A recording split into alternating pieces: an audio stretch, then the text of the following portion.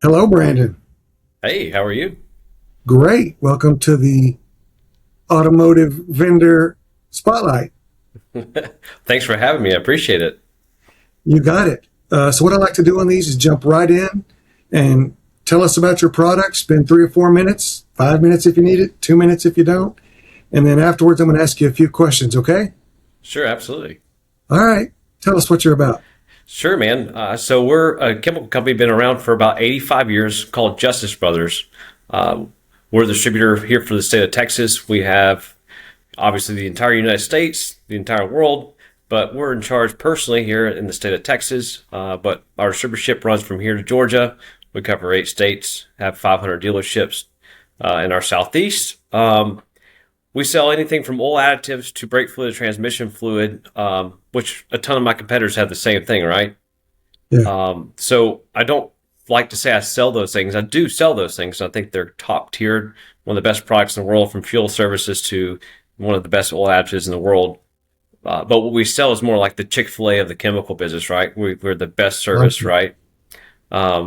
We provide more hands-on, boots on the ground, labor-intensive service than I would think that any of our other competitors can do. I'd rather have 10 stores than 100, if that makes sense. Yeah. We run it to where our customers end up being sort of our partners, our friends, our family, because we fully invest in them, because we realize if it's great for the customer and it makes the dealership profitable, then at the end of the day, we all make money. Customer gets a great service at a good retail amount. Dealership makes profit. They understand it. The technicians are trained. And at the end of the day, the product goes off the shelf, which puts ramen noodles on my table, if that makes sense. That's a little bit about us. Again, there's a ton of history I can go from for hours, but it's a chemical business. BG was a larger competitor. If people have heard that, I know they have. We are obviously on the smaller end of that, but again, we're growing tremendously. We just do things a whole lot different. This particular interview is a pleasure for me because I have used your business a few times and sent it to several of my friends, and every one of them are satisfied. I was extremely satisfied. The instant gross profit is incredible, but the relationship, the training that you guys provide was incredible. So, Sure. What specific dealership pain points do you fix, and how should a dealer principal measure your return on investment? Tough question, Eddie. What pain points? Let's talk about pain points. Every dealership, I think, personally has their own pain points, right? Whether it's CSI, whether it's hours per O, whether it's their effective lay rate, they're not getting non-involvement from their MPIs, from the technicians. There's a ton of that, right? So, dealer principal side, Eddie, it's no offense, but all are not fixed guys, right? So their mindset may be like, hey, man, we're struggling back there on CSI. I'm missing my back end money. So that may be their pain point, right? And what kind of value can I show? Is it a BDC training, a process side of the service for that? Or is it dealer principal saying, hey, man, we are struggling on gross profit. We're struggling on hours per O. How can you move the needle for us? The question is sort of double-edged sword depending on where it's at, right? Depending on location. For us, man, it's identifying where the pain point is. If it's an ELR issue, that's super simple. Maybe not for everyone, but for us on the maintenance side, is super simple. Where, the dealer principal is looking at CSI, we can help with BDC. What's your protocol on calling customers in the first 24 hours after the RO is closed? Most manufacturers send it out after 48, 72 hours. How do you identify it? Who's on the phone? Who's heading that off? So we do have word tracks. We have people that, understand the business, right? So the question is, how do you find the pain points? How do you find your value? The pain points is different every time, but we try to identify them fast, and I think that's why we're successful. Honestly. Yeah, you bring up a good point. I mean, I've used you myself a few times, and I know whether it's a GM or dealer principal, he doesn't have that fixed ops background. I remember one guy, I told him all this. He was just looking at me. He goes, "Well, how much does it cost?" I was like, "Nothing. All we got to do is say yes." Yeah. And he's like, "Well, what are you waiting on?" I mean, it was that kind of decision. It was down to that simple of a choice for him. So It's a lot of not knowing, right? You don't know what you don't know. Yeah. And even if they're aiming for that one pain point, I would say for you, I mean, you fix a lot of pain points that I didn't even know I was needing. So I always appreciated about you and your team. Thanks. I appreciate that. All right. Question number 2. If you had to, could you share some active dealer references who can verify the before and after performance metrics that they achieved with your product? Absolutely. Like I said, I think we have 500 dealers nationwide. I think you can call about all 500 of them to get that.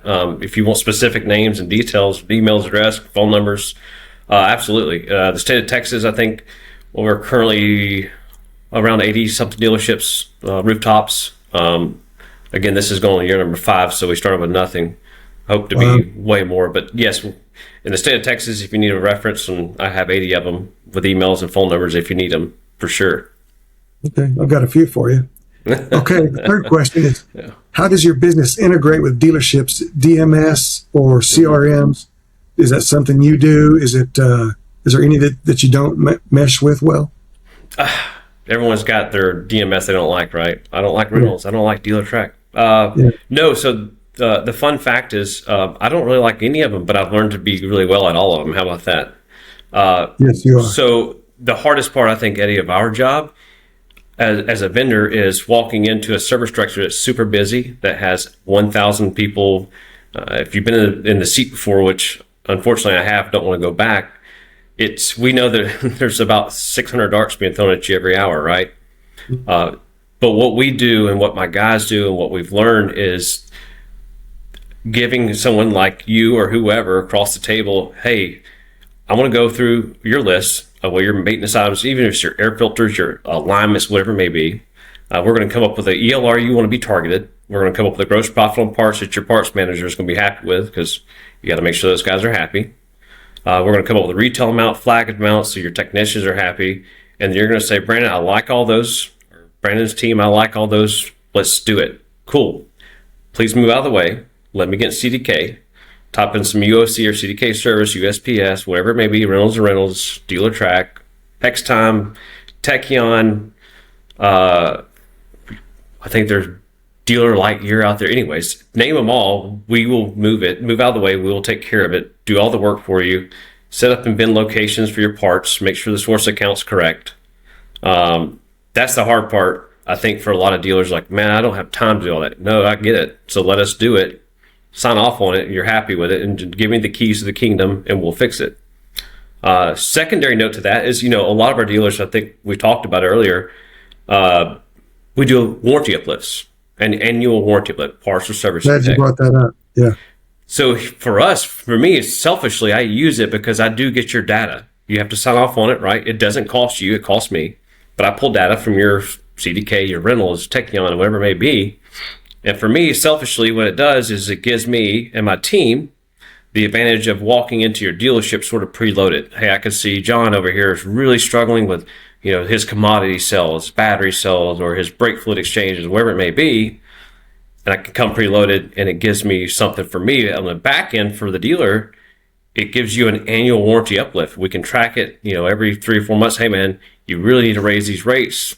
Utilize my team to move stuff that that's killing it, right? Maybe an air filter oil change is killing your ELR, your labor rate that we need to move up for your CP to help your warranty uplift. So yes, we can integrate with pretty much any dealership, or any CRM or dealer DMS, and we've become pretty good at all of them on accident, just because we have to. It makes us successful, right? If you take the advisor that, if you give them one opt out, like, man, it didn't work, it was 3 cents off, they're not going to sell it. Yep. I've learned that. So the setup is key, man. When we set up, you've seen before, like when we set a dealership up, we don't drop product, Eddie. We don't just, here you go. It takes multiple days, sometimes a week, to really set up correctly to wherever you write up a car, you bill it out, it's perfect, it matches, and everyone knows what's happening. So, well, I can testify to that. I mean, I remember my parts manager, after you guys, I think like 10 days in, he said that was the easiest vendor step in and take over that he's ever seen. So, and I agreed. I was like, wow, that was easy. I just kept walking out, checking, make sure you were still there, and all you and your team are working, and it was really easy. So I appreciate you being on here. Yeah. In case somebody's listening and not watching, is there a phone number or an email? What's the best way to get a hold of you? I'm going to give my phone number, Eddie, because anyone can call me. If you don't get me, you can text me. I think you're pretty well known that I pick up my phone unless I just can't. Every time. Yep. So I'm going to get my phone number if you're ready for it. I'm ready for it, and I'm going to put it on the screen too. Cool. So give me that and your website. Cool. Or your email. Go to my email. It's B as in Bravo, Martin, Martin, JB at att.net. My phone number is 770-733-8829. And that is Atlanta area code, for all you don't know. Well, welcome to Texas. Welcome. And Brandon, thanks for being on here. Thanks, everybody, for watching Automotive Vendor Spotlight. And if you want to see this podcast, you can also go to automotivevendor.com and probably click under service, and you'll be able to find him. And I appreciate you, Brandon, and I'll talk to you later. Thanks, Eddie. I appreciate it, man. Thanks for your time. All right. You got it. Thank you. See you, bud.